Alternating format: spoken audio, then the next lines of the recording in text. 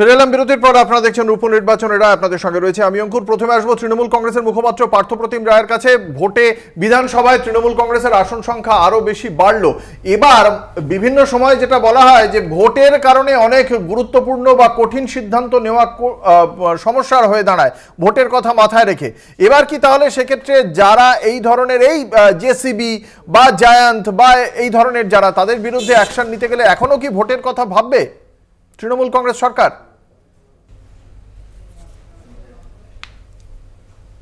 সেরকম ভাবে ভাবেনি। যারা অন্যায় করে তাদের বিরুদ্ধে ব্যবস্থা গ্রহণের কথা মমতা বন্দ্যোপাধ্যায় মাননীয় মুখ্যমন্ত্রী সবসময় বলেন, এবং আমরা দল বিশ্বাস করি যে দলের আশ্রয় থেকে বা দলের কোনো নেতার আশ্রয় থেকে কেউ যদি আইনের বিরুদ্ধে কাজ করে বা অরাজকতার সৃষ্টি তৈরি করার চেষ্টা করে, তার বিরুদ্ধে অ্যাকর্ডিং টু ব্যবস্থা গ্রহণ। আরিয়াদহের ক্ষেত্রে আমরা দেখেছি 3 বছর সময় লেগেছে। রদবদল আর সংস্কারে কি কি পরিবর্তন আসতে পারে, মানে কি কি ক্ষেত্রে আমরা দেখতে পাবো যে একটু কঠিন সিদ্ধান্ত নিতে পিছপা হবে না এই সরকার?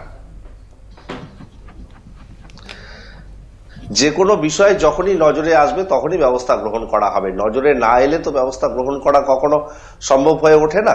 নিশ্চিতভাবে আরো বেশি সার্ভেলেন্স রাখা জরুরি, এবং সেই জায়গাটার উপর গুরুত্ব আরোপ করবে দল, যে সকলের দলের ছত্রছায়া থেকে কারা কি কাজকর্ম করার চেষ্টা করছে। এই ক্ষেত্রে আপনারা দেখুন, শিলিগুড়ি ডাবগ্রামে আমাদের দলের ব্লক সভাপতির সহ সভাপতির সহ একাধিক নেতাকে পুলিশ অ্যারেস্ট করেছে। সেক্ষেত্রে কিন্তু একদম স্পষ্ট একটা বার্তা যে অন্যায় করলে কেউ রেহাত পাবে না, সে যত বড়। দেখা যাক, আমি আসবো বিজেপির কাছে।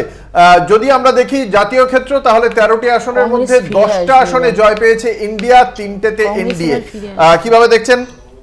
মানে ভারতীয় জনতা পার্টির যে সমস্ত যারা জয়েন করেছিল তারা কিন্তু হেরে গিয়েছেন, সেই কংগ্রেসই জয়ী হয়েছে। না, আমি তো সেটাই বললাম যে বাইরের রাজ্যে কিন্তু এরকম ভাবে ভোট হয় না। বাইরের রাজ্যে যার সিট থাকে সেই জেতে। আমাদের এই পশ্চিমবাংলার বাইরে যে 9টা আসনে ভোট হয়েছে তাদের আমাদের একটাও আসন ছিল না। জেডিউর একটা ছিল বিহারে, বাকি কিন্তু আমরা কিন্তু জিতেছি। হামিরপুর জিতেছি হিমাচল প্রদেশে, এবং আরেকটা আমার ওয়ার্ডে খুব ক্লোজ ফাইট হচ্ছে। লাস্ট রেজাল্ট কি আমার কাছে আপনাদের ওই একটাই আমি না আমার ওয়ার্ডে এখনো লাস্ট যা খবর আছে খুব টাফ ফাইট চলছে। 500,000 ভোটের ডিফারেন্স চলছে। যাই হোক, কিন্তু বিষয় হচ্ছে যে এইখানে যে আপনারা যে মানিকতলা নিয়ে শেষ করলেন, তো মানিকতলা নিয়েই বলি।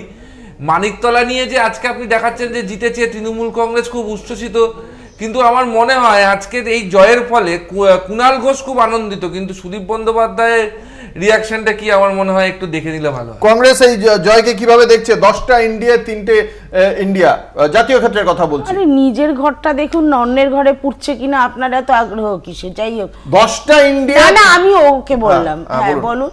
10টা ইন্ডিয়া পেয়েছে। আমি তো বললাম সারা ভারতবর্ষের মানুষ বিজেপিকে প্রত্যাখ্যান। এটা লোকসভা যে বাজেট অধিবেশন আছে, আপনাদের কি খানিকটা মাইলেজ দেবে? অনেকটা মাইলেজ দেবে, এবং বিরোধী শক্তি আরো বেশি সংঘবদ্ধ হবে এবং আরো বেশি ভাবে লড়াই করার মানে উৎসাহ পাবে। 12% ভোট পেয়েছে সিপিএম মানিকতলায়, খানিকটা হলে ভোট বেড়েছে।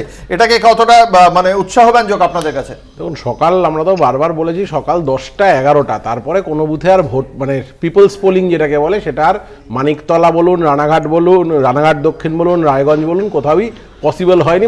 সেখানে মানুষের ভোটের প্রতিফলন সেটা নয়। তা সত্ত্বেও বলবো যে এক্ষুনি পার্থদা বলার সময় বললো যে দল ব্যবস্থা নেয়। ওই উত্তরবঙ্গের এক নেতার কথা বলেন, মমতা বন্দ্যোপাধ্যায়ের পুলিশ উত্তরবঙ্গের এক পাড়ার নেতাকে ধরেছে, আর মমতা ব্যানার্জি রাজ্যের পুলিশের ডিআইজির সামনে বলল সুজিত বসু টাকা নিয়ে হচ্ছে গিয়ে লোক বসাচ্ছে, সল্টলেকে সরকার বাড়াচ্ছে, তার বিরুদ্ধে আজ অব্দি পুলিশের ব্যবস্থা নেওয়ার একটা কোনো জায়গা ঘটলো না। 212 ছিল, তারপরে আরো এই 4টে ঢুকলো। দেখা যাক যে কতদিনে এই ধরনের দলের এই সম্পদ যাদেরকে বানিয়ে রেখেছে তৃণমূল কংগ্রেস, তাদের বিরুদ্ধে কবে ব্যবস্থা নেয়। অবশ্যই আমাদের সেদিকে অবশ্যই নজর থাকবে। আমরা এই আলোচনা চলবে, এই আলোচনায় এরপরে আমার পরে আসছে ঋষিকেশ। আপনাদের সকলকে আপনাদের মূল্যবান মতামতের জন্য অসংখ্য ধন্যবাদ। আপাতত